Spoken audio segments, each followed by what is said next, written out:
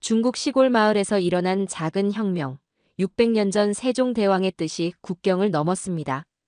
그를 모른 채 평생을 살던 70대 할머니가 단 며칠 만에 자신의 이름을 쓸 수 있게 되었고, 80대 할아버지는 단 몇 주 만에 태어나서 처음으로 글을 쓸 수 있게 되었습니다. 5천년 중국 문자의 역사 속에서 글을 모르고 살던 이들의 인생을 바꾼 비밀은 바로 한글이었습니다.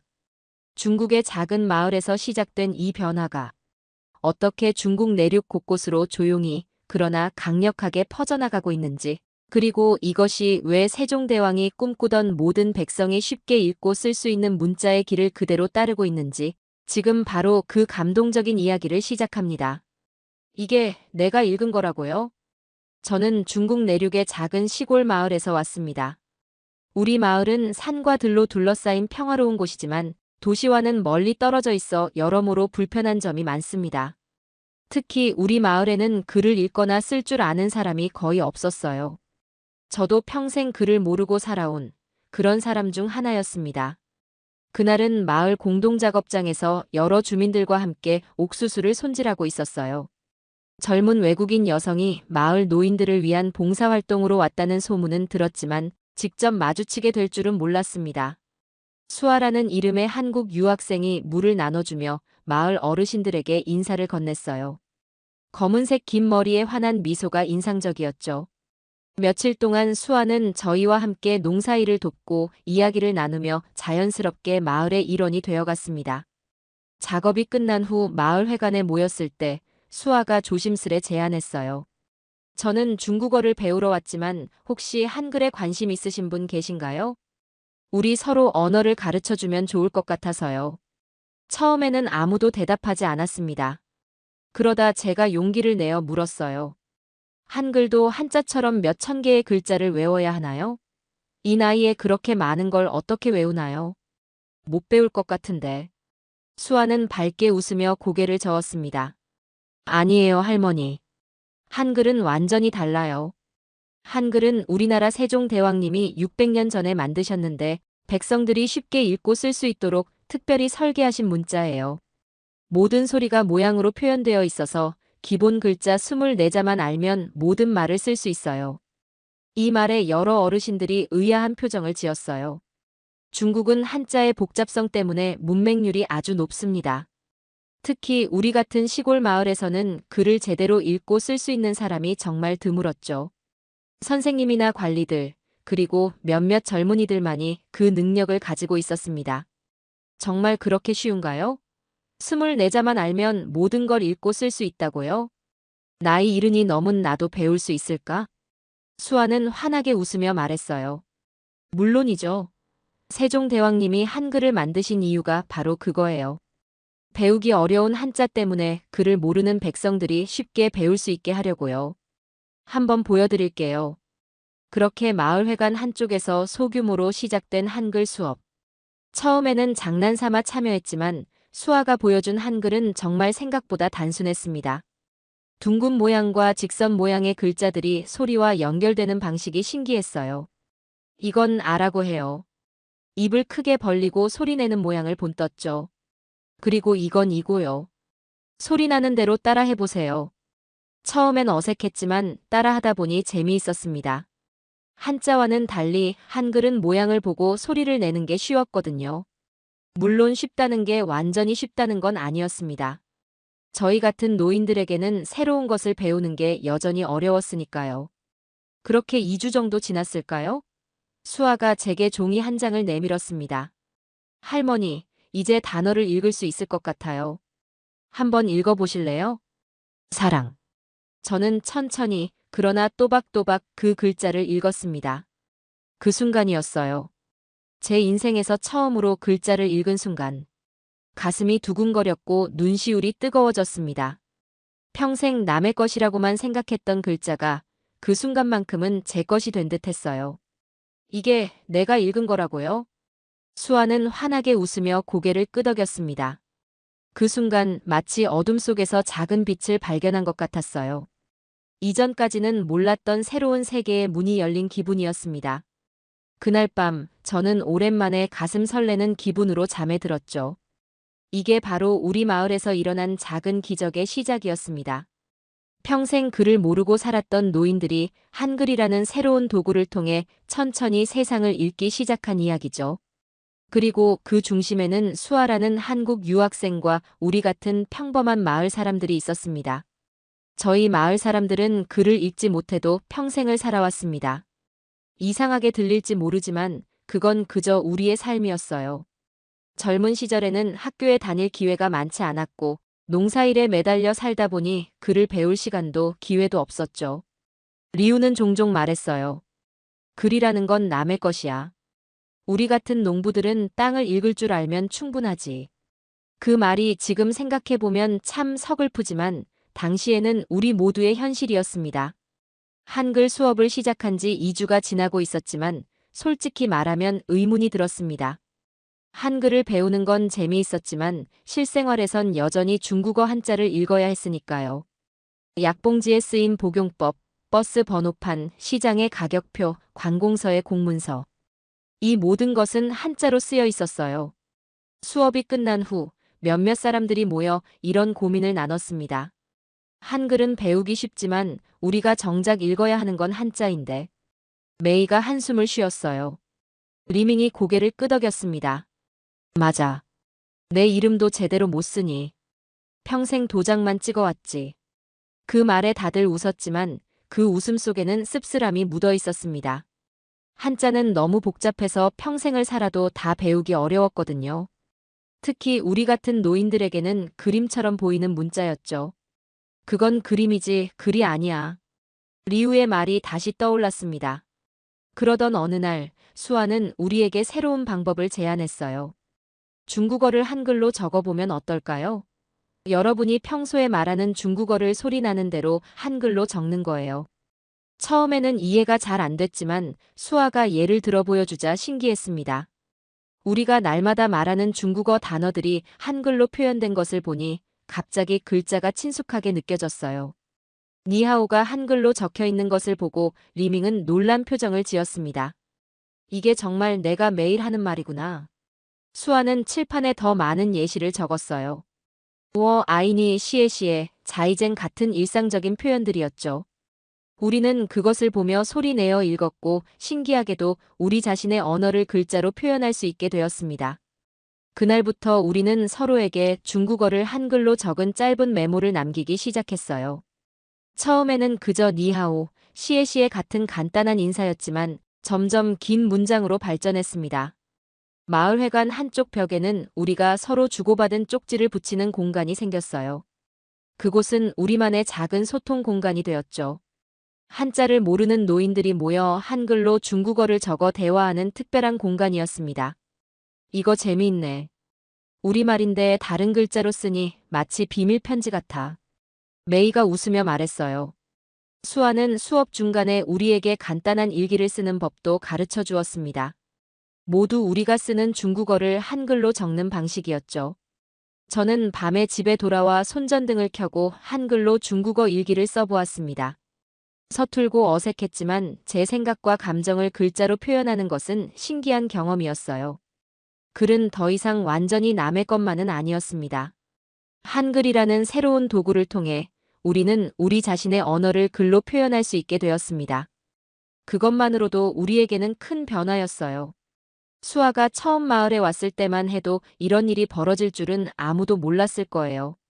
한글 수업이 시작된 지 한 달쯤 지났을 때 마을 사람들 사이에서는 새로운 변화가 일어나고 있었습니다. 처음에는 10명 정도였던 수업 참가자가 25명까지 늘어났어요. 소문을 들은 인근 마을에서도 몇몇 사람들이 찾아왔죠. 그날은 수아가 한글 수업 시간에 특별한 제안을 했어요. 여러분, 이제 기본적인 한글을 읽고 쓸 수 있게 되셨으니 함께 책을 만들어 보면 어떨까요? 우리 마을의 이야기를 담은 책이요. 모두가 의아한 표정을 지었어요. 메이가 물었습니다. 우리가 책을 만든다고? 그게 가능해? 수아는 환하게 웃으며 대답했죠. 물론이에요. 여러분이 살아오신 이야기, 마을의 역사, 특별한 추억들을 모아서 한글로 적어보는 거예요.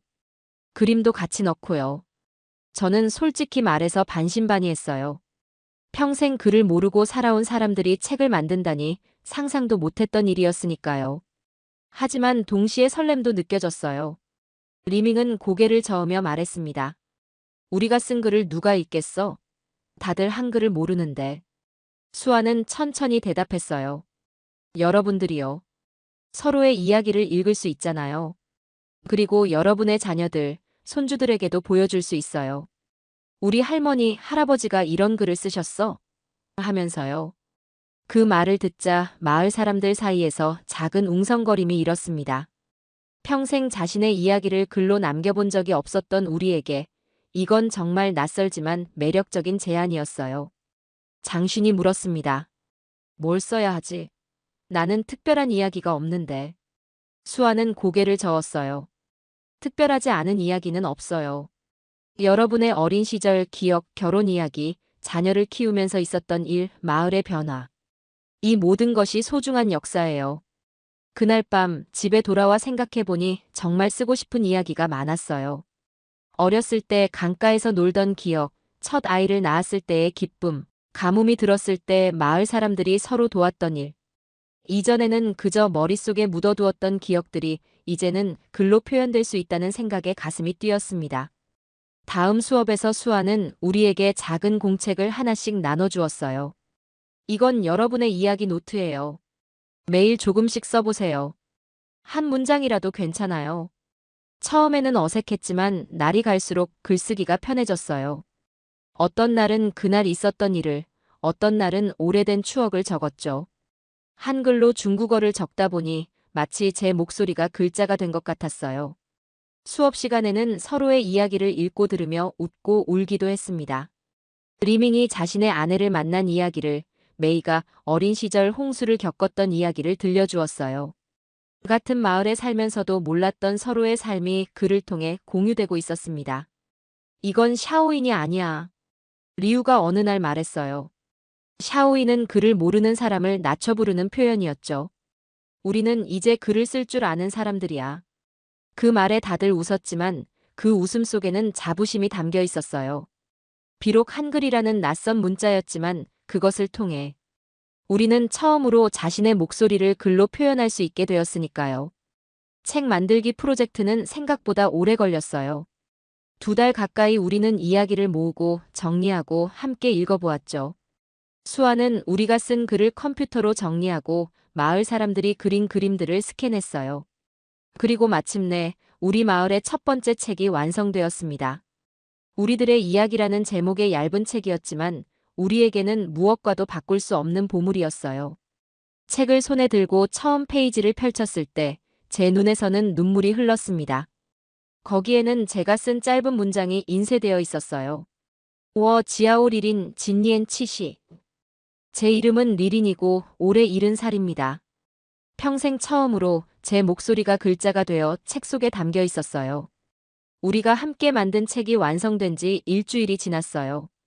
마을 사람들은 아직도 그 책을 들고 다니며 서로의 이야기를 읽고 이야기했습니다. 처음으로 자신의 말이 글자가 되어 기록된 것을 본 마을 사람들에게 이 경험은 정말 특별했거든요. 그런데 책 완성보다 더 큰 변화가 마을에 찾아오고 있었어요. 한글 수업이 진행될수록 우리는 글자에 대한 두려움을 조금씩 잃어가고 있었습니다. 이제는 글자를 읽고 쓰는 기쁨을 알게 되었고 이 기쁨은 마을 전체로 퍼져나가기 시작했어요. 어느 날 수아는 우리에게 새로운 제안을 했습니다. 이제 여러분은 한글로 중국어를 잘 적을 수 있게 되셨어요. 그런데 이걸 좀 더 많은 사람들과 나눠보면 어떨까요? 우리만의 작은 마을 방송을 만들어 보는 거예요. 방송이라니 그게 무슨 말이에요? 저는 의아해서 물었죠. 수아는 웃으며 설명했어요. 마을 소식을 한글로 적어서 게시판에 붙이는 거예요. 행사 날짜, 중요한 공지사항, 축하할 일들. 모두 한글로 적어서요. 처음에는 망설였지만 곧 우리는 마을회관 앞에 큰 게시판을 설치했어요. 그리고 마을의 여러 소식을 한글로 적어 붙이기 시작했습니다. 물론 중국어 발음을 한글로 적은 거였죠. 시작 날짜, 마을 행사, 공지사항 등이 담겼어요. 놀랍게도 일주일도 지나지 않아 그 게시판 앞에는 항상 사람들이 모여 있었습니다. 한글 수업에 참여하지 않았던 사람들도 호기심에 들여다보기 시작했어요. 나도 이거 배우고 싶은데 아직도 수업에 들어갈 수 있을까? 장마을에서 온 왕 할머니가 물었어요. 수아는 기쁘게 고개를 끄덕였죠. 물론이에요. 언제든지 환영해요. 한글 수업은 점점 더 커졌어요. 수업 시간도 2배로 늘렸고 다른 마을에서도 사람들이 오기 시작했습니다. 특히 노인들이 많았지만 일부 젊은 엄마들도 참여했어요. 아이들에게 읽어줄 책을 만들고 싶다는 이유였죠. 약 석 달이 지났을 때 정말 놀라운 일이 일어났어요. 우리 마을의 작은 가게들이 간판에 한글을 병기하기 시작한 거였죠. 시장의 채소 가게, 작은 식당, 심지어 약국까지도요. 물론 공식 간판은 여전히 한자였지만 그 아래에 작게 한글로 발음을 적어 놓은 것이었어요. 이게 뭐예요? 저는 약국 주인에게 물었습니다. 그는 웃으며 대답했어요. 어르신들이 많이 오시는데 한글을 읽으시면 더 편하실 것 같아서요. 요즘 다들 한글 배우신다면서요? 마을의 변화가 일어나고 있었어요. 한글은 이제 단순한 학습 대상이 아니라 우리 마을의 소통수단이 되어가고 있었습니다.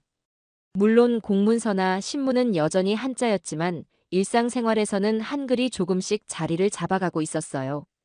메이는 자신의 집 앞에 한글로 이름을 써붙였고 리밍은 손자에게 한글로 편지를 쓰기 시작했어요.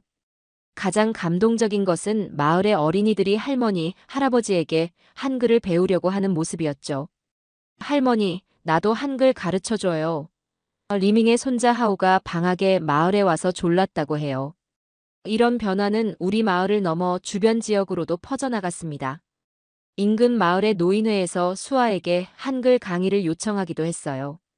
수아 혼자서는 모든 요청을 감당할 수 없어 우리 중 몇몇이 보조교사가 되어 도왔죠. 글을 읽는다는 것, 그것은 단순히 정보를 얻는 것 이상의 의미가 있었습니다. 그건 세상과 소통하는 새로운 방법을 배우는 것이었어요. 한글을 통해 우리는 처음으로 자신의 생각과 감정을 자유롭게 표현할 수 있게 되었고, 그것은 마치 어둠 속에서 빛을 발견한 것 같은 느낌이었습니다. 우리 마을에 한글 바람이 불기 시작한 지 6개월쯤 지났을 무렵, 예상치 못한 위기가 찾아왔습니다.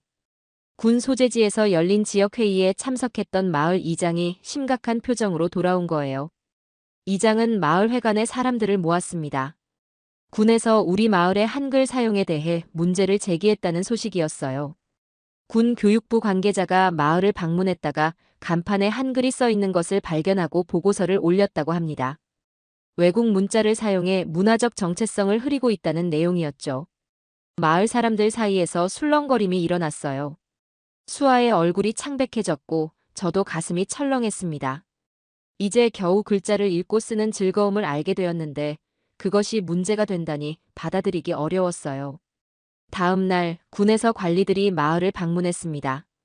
그들은 마을 회관에서 주민회의를 소집했고 회의장은 금세 사람들로 가득 찼어요. 교육부 관계자는 한자는 중국의 정체성이자 자긍심이라고 말했습니다. 역사적으로 중국의 속국이었던 나라의 문자를 사용하는 것은 중국인의 자존심을 해치는 일이라고 했어요. 이 말에 마을 사람들 중 일부가 고개를 끄덕였습니다. 특히 한글 수업에 참여하지 않았던 사람들이었죠. 장씨는 자리에서 벌떡 일어나 소리쳤어요. 그렇다. 우리는 5천년 문명의 후예다. 어떻게 작은 나라의 글자를 배우겠나? 몇몇 사람들이 동조하며 박수를 쳤습니다. 분위기가 점점 험악해지고 있었어요. 저는 가슴이 아팠습니다. 우리에게 한글은 단순한 외국 문자가 아니라 처음으로 자신의 생각을 표현할 수 있게 해준 소중한 도구였으니까요. 그때 뜻밖의 인물이 자리에서 일어났어요. 마을에서 가장 나이가 많은 왕 할아버지였습니다. 그는 한글 수업에 참여하지 않았던 분이었어요. 모두의 시선이 그에게 쏠렸죠. 왕 할아버지는 천천히 말을 이어갔습니다. 그는 평생 글을 모르고 살아온 아픔과 부끄러움을 이야기했어요. 자식들 앞에서 손주들 앞에서 늘 괜찮은 척했지만 마음속으로는 항상 열등감을 느꼈다고 했습니다. 그러면서 왕 할아버지는 놀라운 말을 꺼냈어요. 그도 최근 몰래 한글을 배우기 시작했다는 거였죠. 처음에는 자존심 때문에 공개적으로 수업에 참여하지 않았지만 메이에게 개인적으로 가르쳐 달라고 부탁했다고 해요.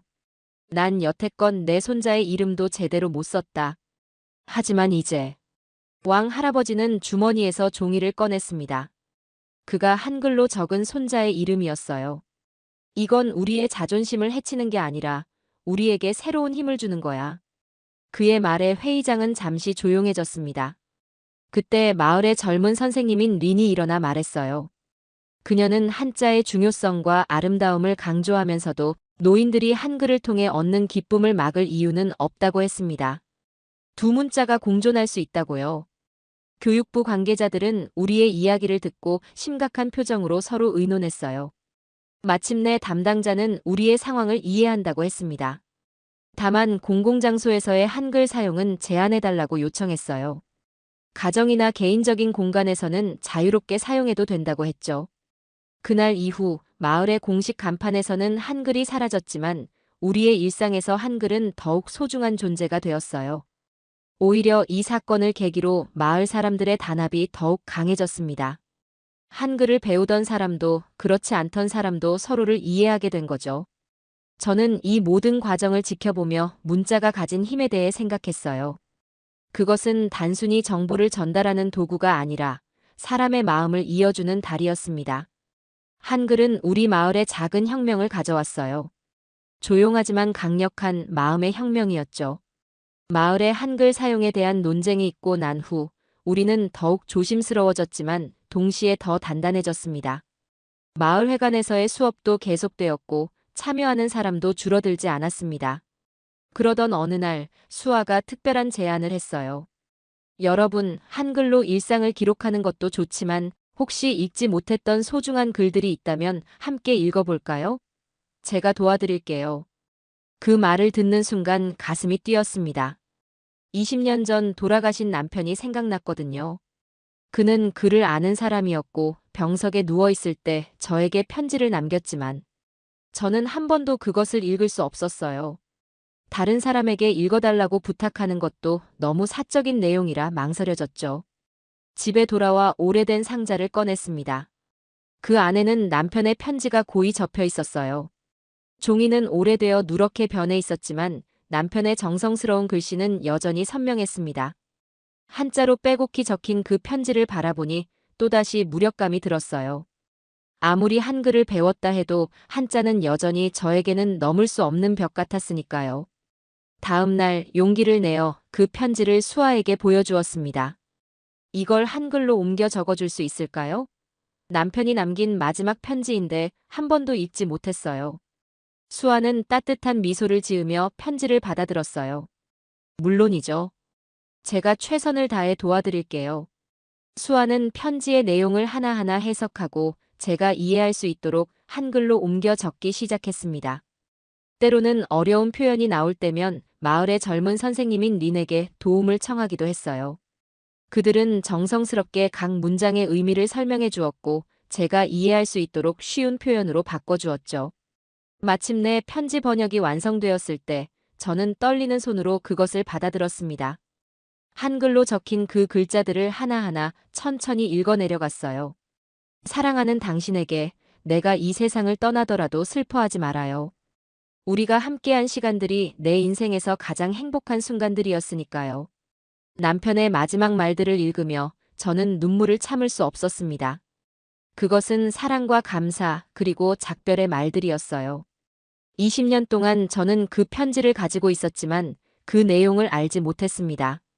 이제야 비로소 남편의 마지막 마음을 알게 된 거예요. 그날 이후 저는 매일 밤 남편의 편지를 꺼내 읽었어요. 한자로 된 원본 옆에는 한글로 옮겨 적은 번역본이 나란히 놓여 있었습니다. 이전에는 그저 의미 없는 기호 같던 한자들이 이제는 한글로 옮겨져 남편의 목소리가 되어 저에게 말을 걸어왔어요. 마을의 다른 사람들도 비슷한 경험을 했습니다. 메이는 오래전 도시로 떠난 아들이 보낸 편지들을, 왕 할아버지는 돌아가신 아내가 남긴 일기장을 한글로 옮겨 적어 처음으로 읽게 되었어요. 소중한 추억이 담긴 글들이 한글이라는 다리를 통해 마침내 의미를 되찾은 거죠. 글을 읽는다는 것, 특히 사랑하는 사람의 글을 읽는다는 것이 이렇게 큰 위로가 될 줄 몰랐습니다. 그것은 단순히 정보를 얻는 것이 아니라 마음과 마음이 만나는 경험이었어요. 이제 저는 남편이 그리울 때마다 그의 편지를 꺼내 읽을 수 있게 되었습니다. 그게 얼마나 소중한 일인지 글을 모르는 사람이 아니면 이해하기 어려울 거예요. 한글은 저에게 단순한 문자가 아닌 잃어버렸던 마음을 다시 찾게 해준 소중한 열쇠였습니다. 한글 수업이 시작된 지 1년이 되어갈 무렵, 우리는 작은 기념 행사를 계획했습니다. 수아가 지난번 방문해서 제안한 한글 나눔의 날이었어요. 처음에는 짧은 봉사활동으로 시작했던 수아의 한글 수업이지만 그녀는 학업 중에도 한 달에 2번 시간을 내어 우리 마을을 방문하며 꾸준히 가르쳐 주었죠. 한글이 여러분에게 가져온 변화를 더 많은 사람들과 나누고 싶어요. 수아가 말했습니다. 주변 마을에서도 관심 있는 분들을 초대하면 어떨까요? 처음에는 망설였어요. 몇 달 전 군 교육부와의 마찰이 있었기 때문이죠. 그들은 여전히 우리의 한글 사용을 못마땅해 했고 공식적으로는 중국 전통 문화와 한자 학습을 권장했으니까요. 하지만 우리는 용기를 내기로 했습니다. 조용히 마을회관이라는 개인적인 공간에서 행사를 진행하기로 했어요. 준비에 들어갔습니다. 마을회관을 깨끗이 청소하고 우리가 한글로 쓴 글과 그림들을 벽에 전시했어요. 각자 발표할 내용도 준비했죠. 저는 제가 한글로 적은 일기 중 가장 의미 있는 부분을 읽기로 했습니다. 행사 당일 예상보다 많은 사람들이 모였어요. 우리 마을 사람들은 물론 주변 3개 마을에서도 방문객이 왔습니다. 특히 노인들이 많았지만 젊은이들도 호기심에 찾아왔죠. 수아가 먼저 한글에 대해 간략히 소개했습니다. 자음과 모음의 원리, 그것들이 어떻게 결합되는지, 그리고 왜 한글이 배우기 쉬운지 설명했어요. 방문객들의 눈이 점점 커지는 것이 보였습니다. 이어서 우리의 발표가 시작되었어요. 메이는 자신이 쓴 손자에게 보내는 편지를, 리밍은 마을 역사에 관한 짧은 글을, 왕 할아버지는 자신이 쓴 시를 읽었습니다. 모두 중국어로 말하면서 한글로 적은 종이를 보고 읽었죠. 제 차례가 되었을 때 심장이 빠르게 뛰었어요. 천천히 일어나 앞으로 나갔습니다. 깊게 숨을 들이쉬고 준비해온 일기장을 펼쳤어요. 저는 리린입니다. 74시고 평생 글을 모르고 살았습니다. 하지만 지난 1년간 한글을 배우면서 처음으로 내 생각을 글로 표현할 수 있게 되었어요. 그리고 제가 한글로 적어온 일기를 천천히 읽기 시작했습니다. 처음으로 글을 읽었을 때의 기쁨, 남편의 편지를 이해했을 때의 감동, 일상의 작은 변화들. 모두 제 진심이 담긴 이야기였어요. 발표를 마치고 고개를 들었을 때 방문객들의 표정이 진지해져 있었습니다. 특히 다른 마을에서 온 노인들의 눈에 관심의 빛이 보였어요. 모든 발표가 끝난 후 주변 마을에서 온 노인들이 적극적으로 질문했습니다. 언제부터 배우기 시작했는지, 정말 쉬운지, 어떻게 배울 수 있는지. 그들의 목소리에는 간절함이 묻어 있었어요.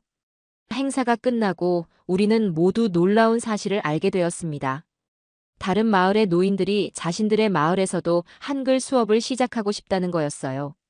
물론 교육부는 공식적으로 이를 인정하지 않겠지만 그들은 개인적인 모임으로 시작하고 싶다고 했습니다. 수아는 대학에서 바쁜 일정 중에도 한 달에 몇 번씩 다른 마을들을 순회하며 수업을 이어나가기로 했어요. 그리고 우리 마을 사람들 중 몇몇은 이웃 마을로 가서 한글을 가르치는 자원봉사자가 되었습니다. 당국의 눈을 피해 조용히 하지만 확실하게 한글은 마을에서 마을로 퍼져나갔어요. 그것은 공식적인 교육 방침에는 없었지만 노인들 사이에서는 비밀의 글자로 빠르게 전파되고 있었습니다. 한글로 적은 편지와 메모가 마을 사이를 오갔고 서로의 이야기를 나누는 새로운 방법이 되었어요. 우리는 공공장소에서는 여전히 조심했지만 마을회관이나 집 안에서는 자유롭게 한글을 사용했습니다. 어떤 단속이나 제재도 개인의 집 안까지 들어올 수는 없었으니까요. 한글은 이제 마을의 중심에서 그리고 마을과 마을 사이에서 조용히 퍼져나가고 있었습니다. 그것은 단순한 문자가 아니라 사람과 사람을 잇는 다리가 되었어요. 한글 나눔의 날 행사가 있은 후 우리 마을에 조용한 변화가 찾아왔습니다. 주변 마을 사람들이 자주 찾아와 한글을 배우고 돌아갔고 그들의 마을에서도 작은 모임이 만들어졌어요. 수아는 학업 때문에 자주 오지 못했지만 우리는 서로를 가르치며 꾸준히 한글을 익혀갔습니다. 몇 달 후 멀리 광둥성에서 친척을 방문한 리밍이 놀라운 소식을 들고 돌아왔어요. 그곳에서도 한글 학습 모임이 있다는 거였죠. 처음에는 믿기 어려웠지만 리밍이 가져온 한글로 적힌 종이를 보니 분명했어요. 우리와 같은 방식으로 중국어 발음을 한글로 적어 사용하고 있었습니다. 수아가 2년 만에 마을을 방문했을 때 우리는 이 이야기를 들려주었어요. 그녀는 감동한 표정으로 말했습니다. 한글이 세종대왕님의 뜻대로 쓰이고 있네요. 글을 모르는 백성들에게 글을 가르치기 위해 만들어진 글자가 국경을 넘어 같은 역할을 하고 있다니. 그날 밤 수아는 세종대왕과 한글 창제의 역사를 들려주었어요. 1443년 세종대왕이 백성들을 위해 만든 글자가 어떻게 탄생했는지, 그리고 어떻게 조선 사람들에게 희망이 되었는지 들었습니다. 그 이야기는 마치 우리의 이야기 같았어요. 600년 전의 한국과 오늘날의 우리 마을이 문자를 통해 이어진 듯 했죠. 세종대왕님은 한글을 만들며 이렇게 말씀하셨어요. 백성을 어여삐 여기는 마음으로 만든 글자라고요. 글자가 단순히 정보를 전달하는 도구가 아니라 사람을 생각하는 마음에서 비롯되었다는 거죠. 세월이 흘러 저는 여든이 되었고 수아는 교수 준비를 하며 종종 연구차 중국을 방문할 때면 우리 마을에 들르곤 했습니다. 놀라운 것은 한글이 퍼져나간 범위였어요. 중국 여러 성의 농촌 마을에서 특히 노인들 사이에서 한글이 비공식적으로 사용되고 있었습니다. 물론 공식적으로는 여전히 한자가 유일한 문자였고 교육부는 한글 사용을 인정하지 않았어요. 하지만 그것은 마치 땅 아래로 흐르는 물줄기처럼 보이지 않는 곳에서 조용히 퍼져나갔습니다. 집 안에서, 노인회관에서, 개인적인 편지와 메모에서 한글은 살아 숨쉬고 있었어요. 어느 날 손자 하우가 박사 논문을 들고 저를 찾아왔습니다. 그의 연구 주제는 중국 농촌에서의 비공식 문의 활동과 한글의 역할이었어요. 할머니, 이제 전국 18개 성에서 한글 사용 사례가 발견되고 있어요. 주로 60세 이상 노인들 사이에서요. 정말 놀라운 현상이에요. 세종대왕이 한글을 창제한 지 약 600년, 우리 마을에 한글이 전해진 지 10년이 지난 시점이었습니다. 한글은 국경을 넘어 시간을 건너 다시 한번 그 창제 목적을 실현하고 있었어요. 글을 모르는 사람들에게 글을 선물하는 것.